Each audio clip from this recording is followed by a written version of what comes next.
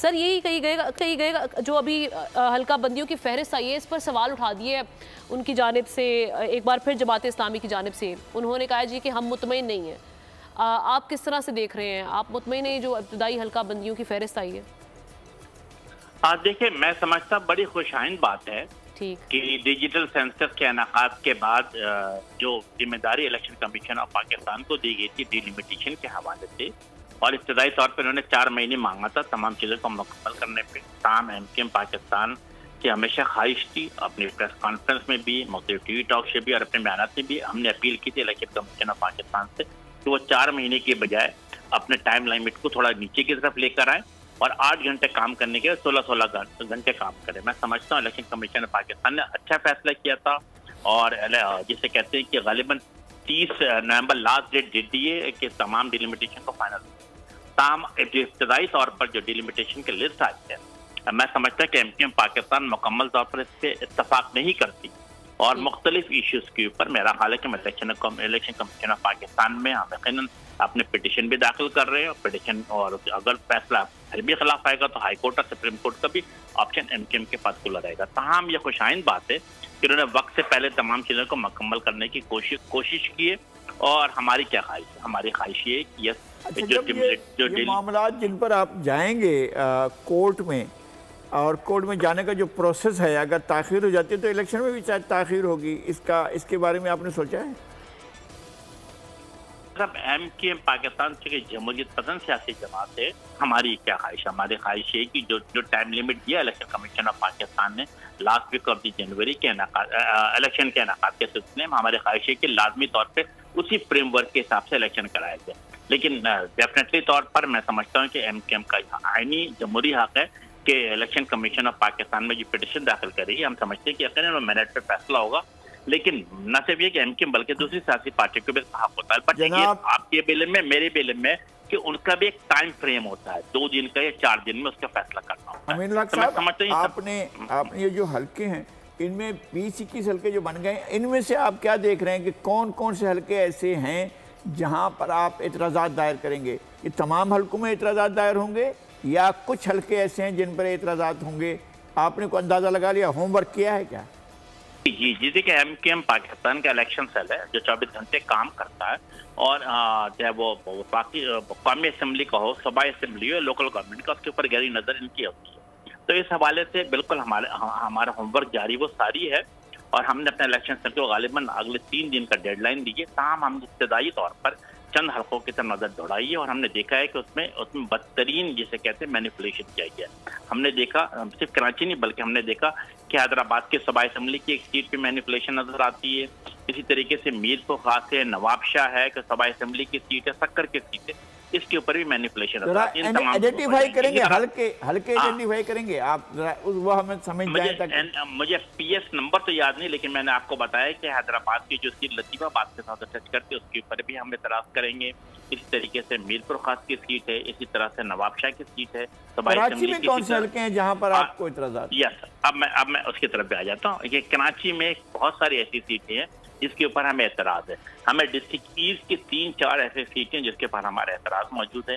इसी तरीके से डिस्ट्रिक्ट के माड़ी है, उसके ऊपर भी हमारा एतराज़ मौजूद है। इसी तरह डिस्ट्रिक्ट वेस्ट के डिस्ट्रिक्ट मलिर के हवाले से भी चंद सीटें जिसके ऊपर हमें एतराज़ है, और हमारे इलेक्शन सेल इस पर काम कर रहा है। खालिद मकबूल सिद्दीकी भाई ने वाज़ह तौर पर हिदायत दे दी है कि हमें अगले 3 दिन में तमाम चीज़ें पेपर तैयार कर ली जाएंगी, और उसके बाद हम इलेक्शन कमीशन ऑफ पाकिस्तान में से पिटिशन दाखिल करें। हमारी ख्वाहिश ये कि जिस बेहतरीन तरीके से मैं समझता हूँ डिजिटल सेंसस का इनेकाद किया गया है, नए वोटरों को शामिल किया गया, नए नौजवान शामिल हो रहे हैं, तो जो कराची में रहने वाले तमाम जो मुख्तलिफ फिक्र के लोग हैं, तमाम जबान बोलने वाले लोग हैं, उनके मुताबिक इस तरीके से हल्का बंदी की जाए कि तमाम लोगों की भरपूर नुमाइंदगी होती भी नजर आए।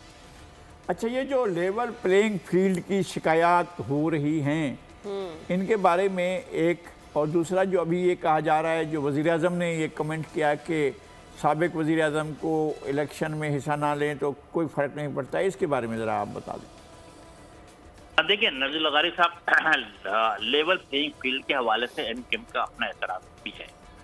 एक तो पाकिस्तान पीपल्स पार्टी भी कहती है, पीएम का भी दावा है, तब एमकेएम क्या कहती है? एमकेएम बिल्कुल वाज़ेह और दो टोक अंदाज में कहती है कि पिछले 15 साल से पाकिस्तान पीपल्स पार्टी की जो सिंध हुकूमत चला रहे थे उसके करप्ट, नाहिल और बेहिस लोगों को मुख्तलिफ पोस्टों पर लगा के रखा गया था। एमक्यूएम का क्या मुतालबा है कि इन लोगों को जो पिछले 12 साल से 15 साल से मुख्तलिफ पोस्टिंग पर मौजूद है, इन लोगों को फारिग किया जाए और ईमानदार, दयानतदार और मेरिट पे फैसला करते हुए ऐसे लोगों को जिसे कहते हैं पोस्टिंग दी जाए जो आने वाले इंतखाबात को पुरअमन और शफाफ तरीके से इनेकाद को मुमकिन बना सके। और इसीलिए बार बार मैं समझता हूँ कि एमक्यूएम का वक्त जो है खालिद मकबूल सिद्दीकी के सरबराही में इलेक्शन कमीशन ऑफ पाकिस्तान से भी मुलाकात की थी।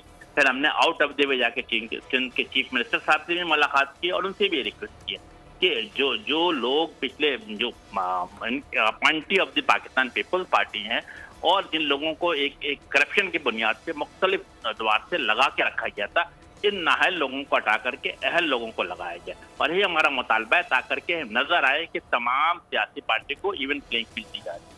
दूसरी बात जो आपने कहा कि साबिक वज़ीर आज़म के हवाले से एमक्यूएम चूंकि जमहूरियत पसंद सियासी जमातें समझती है कि पाकिस्तान के आईन और कानून के दायरे में रहते हुए जो लोग पाकिस्तान के साथ खड़े हैं, पाकिस्तान के आइन के साथ खड़े हैं, पाकिस्तान की रियासत के साथ खड़े हैं, मेरा ख्याल उन लोगों को बिल्कुल आज़ादी होनी चाहिए। लेकिन जो लोग पाकिस्तान के खिलाफ नारा लगाते हैं, जो रियासत के खिलाफ नारा लगाते हैं, मैं समझता हूँ किसी पार्टी पर पाबंदी लगाई जाती है, उसकी शर्त तो ये है कि उसके खिलाफ रेफरेंस जाए सुप्रीम कोर्ट में, फिर उस पार्टी पर पाबंदी लगाई जाए। ऐसा तो नहीं हो सकता है ना कि बगैर सुप्रीम कोर्ट में जाए आप किसी भी पार्टी पर पाबंदी लगाए। जी, मेरा ख्याल है कि बिल्कुल आप वजह फरमा रहे हैं कि जो आइन और कानून के दायरे में रहते हुए हमने क्या देखा कि गालिबन आप तो बहुत भी मशहूर सहाफ़ी रहे हैं और आपने देखा था कि गालिबन 1977 में अवामी नेशनल पार्टी नेशनल अवामी पार्टी पे नैब हुआ करती थी, पाबंदी लगा दी गई थी। लेकिन बाद में हम सब ने देखा कि अवामी नेशनल पार्टी के नाम से वो काम करती हुई नजर आ रही। इसी तरीके से हर अदवार में एमक्यूएम पे कहीं ना कहीं तरीके से पाबंदी। 2018 का इलेक्शन आपके सामने, हमें काम नहीं करने दिया गया, हमारे पोलिंग एजेंट को हमारे पोलिंग स्टेशन से निकाल दिया गया, आरटीएस को बैठा दिया गया और उसके बाद फिर नतीजा जो हमारे 14 सीट और कुछ।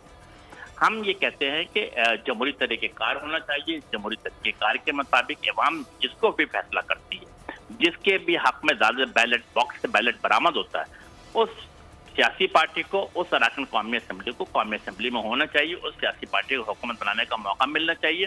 अब हम मेक श्योर होना चाहिए कि इंतखाबात आज़ादाना, मुंसिफाना, शफाफ हो। अच्छा, सब्सक्राइब करें और बेल दबाएं ताकि कोई खबर रह न जाए।